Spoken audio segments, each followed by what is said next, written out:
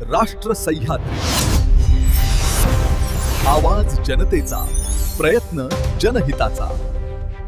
गोपाला गोपाला देवकीनंदन गोपाला ज्ञानोबा तुकाराम आणि श्री संत कवी महिपती महाराजांच्या जयघोषात प्रतिपंढरी समजल्या जाणाऱ्या आणि 236 वर्षाची परंपरा असलेल्या श्री क्षेत्र ताहाराबाद येथील पांडुरंग महोत्सवाची काल्याच्या कीर्तनाने सांगता झाली। श्री क्षेत्र ताहाराबादला जमलेली भाविकांची लक्षावधींची मांदियाळी याची देही याची डोळा धन्य पावली।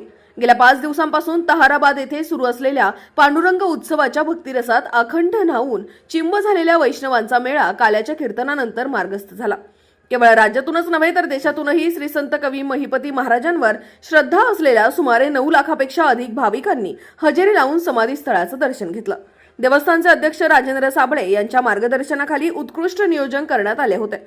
आमदार प्राजक्त तनपुरे आणि आमदार अक्षय कर्डिले यांनी दर्शनाचा लाभ घेतला आहे। पोलीस निरीक्षक रवींद्र देशमुख यांनी चोख बंदोबस्त ठेवला। काल दरडगाव थडी येथील ग्रामस्थांनी दिवसभर चहाचे नियोजन केले होते। वरुणराजाने मोकळीक दिल्यामुळे गर्दीचा उच्चांक मोडला आहे। राष्ट्र सह्याद्री न्यूज साठी प्रतिनिधी जालिंदर ढोकणे, राहुरी।